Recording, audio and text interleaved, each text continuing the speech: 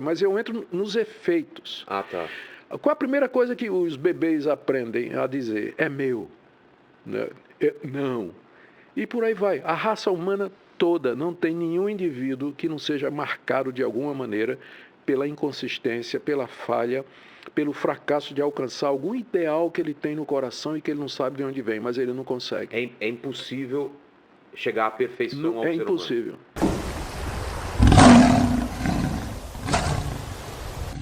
Experimentos em fatos, hipóteses e testes, e não tem como você colocar num laboratório ou submeter às leis da verificação científica coisas que aconteceram, por exemplo, Deus. A ciência não prova nem desprova. Milagres, a ciência não prova nem desprova. Está fora do alcance da ciência. Então, que critério eu vou usar para poder dizer que Gênesis de 1 a 3, aquela história que está sendo apresentada a mim, ela de fato não aconteceu? Exato. Então, o texto pede para ser crido.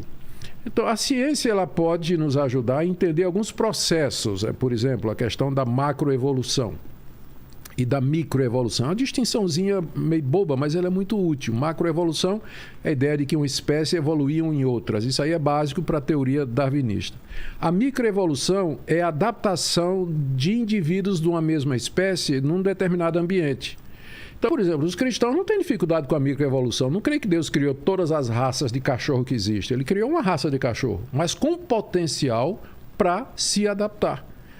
Potencial para variedade. Mesma coisa a raça humana. Deus criou um casal. Agora, nesse casal havia potencial para dar essa multiplicidade de diferentes raças, tipos que nós temos hoje. Então, essa chamada microevolução, que são variações dentro da mesma espécie, nós não temos problema nenhum. O problema é a macroevolução. O que é a macroevolução? É de uma espécie que vai para outra. Por exemplo, e Darwin nunca disse isso, né? O pessoal é muito injusto com Darwin. Darwin disse que o ser humano procede do macaco. Ele nunca disse isso.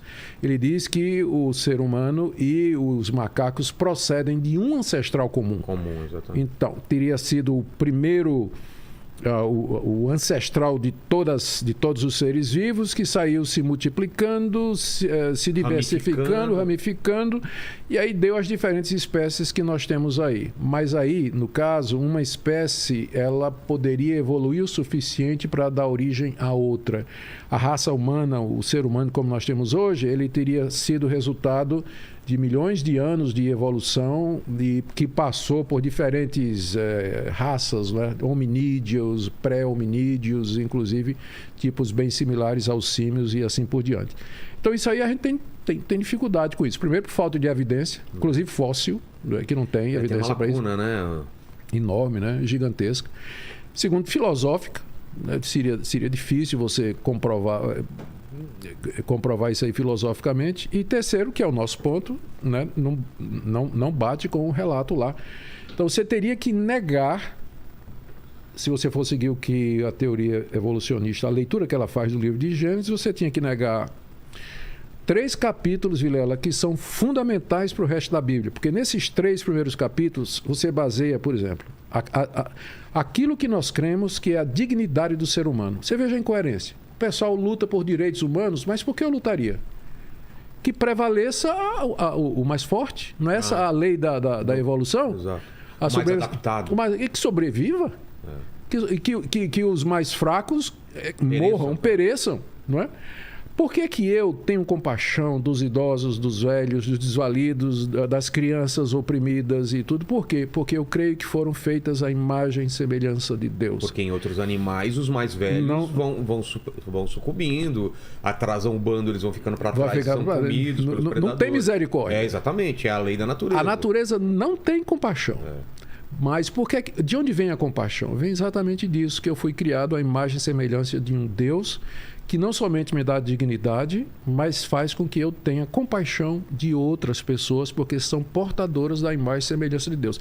Se você tira o relato da criação, você tira a base epistemológica e lógica para você exercer compaixão, misericórdia, lutar inclusive. Por que eu vou lutar pela natureza, por exemplo? Por que eu vou defender as araras? o mico-leão dourado. Que se acabe, que prevaleça a raça humana, que é mais forte. Mas eu vou lutar por eles, porque eles foram criados por Deus, eles refletem a beleza de Deus, a criatividade de Deus, o grande poder de Deus. E aí eu posso multiplicar. Capítulo 3, que narra a queda do homem. É a explicação, Vilela, por que tem tanta gente...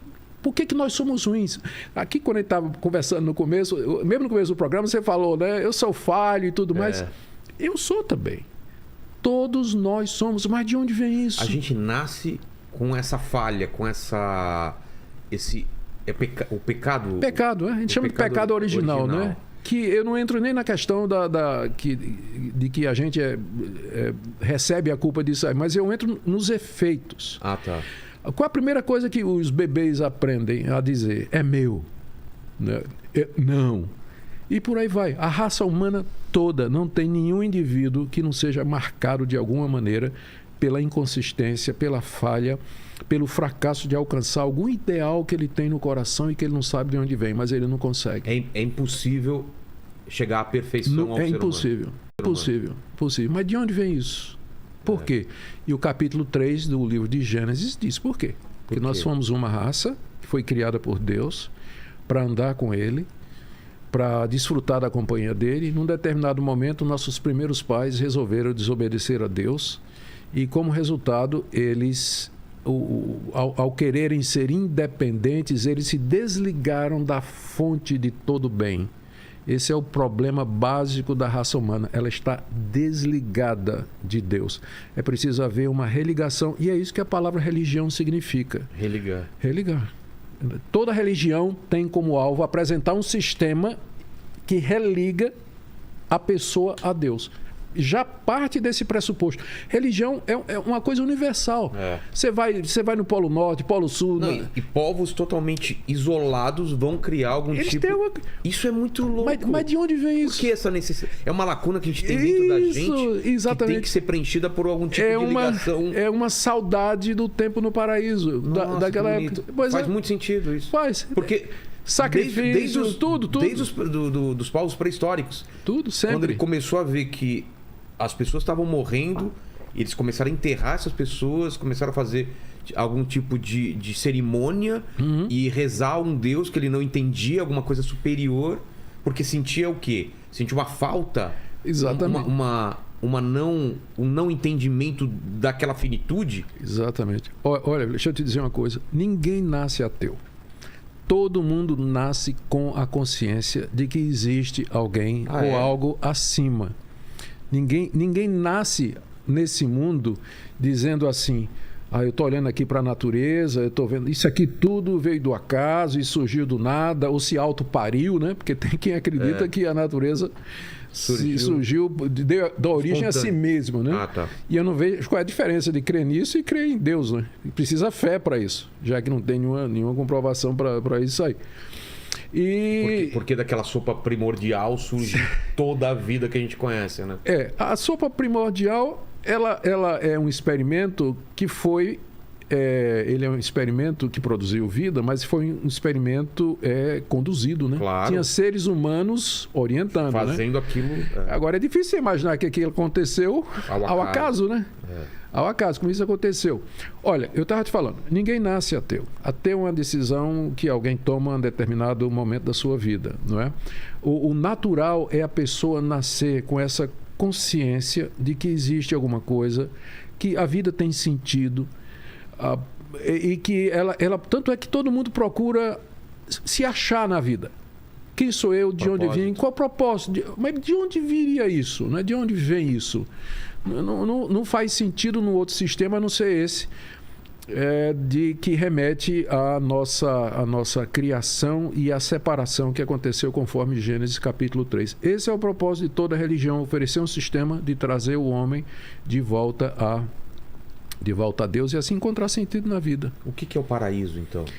Pois, inicialmente seria, né? Inicialmente seria esse lugar, um jardim que Deus teria plantado, ali ele colocou o homem e a mulher, e ali ele conversava, se relacionava, como nós estamos falando aqui, né?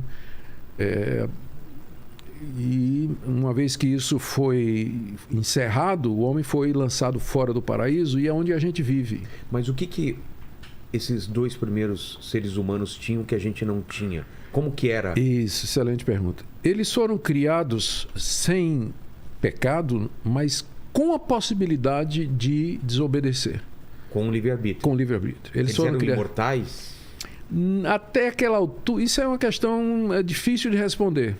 E você vai descobrir isso, né? O pessoal fala, rapaz, você vai conversar lá com o Nicodemos, Nicodemos sabe tudo. Nicodemos tem muita coisa que eu não sei. Muita coisa.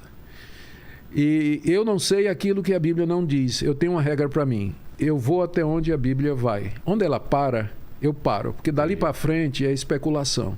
Então, as pessoas perguntam, o que teria acontecido se Adão e Eva não tivessem desobedecido a Deus? Eu não sei. Não tenho a menor ideia. Eu não vou especular sobre isso. Mas o que a Bíblia diz que eles tinham que a gente não tem? Eles tinham essa comunhão com Deus, eles foram criados justos e retos, não tinham inclinação para o mal. A vontade deles era ligada a Deus. Mas havia a possibilidade deles escolherem se separar de Deus e sair de Deus. Inclusive, o Agostinho, que é um pai da igreja muito conhecido do século IV, ele tem uma definição em latim, que eu não me lembro aqui do latim, mas eu sei a tradução em português, que eu acho que explica bem, inclusive, os diversos estágios da humanidade, né? Ele dizia que ele diz, no paraíso, Adão podia não pecar, se ele quisesse. Ele podia uma coisa e outra. Depois que ele escolheu pecar, nós entramos num estado em que nós não podemos não pecar. Entendi. Depois que somos religados a Deus pela obra de Cristo, e mais tarde a gente pode conversar mais sobre isso, eu posso não pecar. Eu posso estar diante de uma tentação e pela força que vem de Cristo, eu posso dizer, eu não quero. Entendi. O último estágio que a gente aguarda, que é o retorno de Cristo a esse mundo, e quando então nós seremos livres da presença do pecado, eu não posso mais pecar. Eu não consigo pecar. Nem consigo. Eu não quero, não posso, não vou, porque a questão do pecado foi resolvida definitivamente. Porque pensa nisso. O pessoal fala sempre no paraíso futuro. Né? Cristo vai voltar, vai... Agora, e muita gente às vezes diz assim, vai ser igual lá como era no começo. Não presta. Porque lá no começo havia a possibilidade do pecado. Entendi. Mas nesse novo cenário não haverá mais, porque o problema do pecado foi resolvido.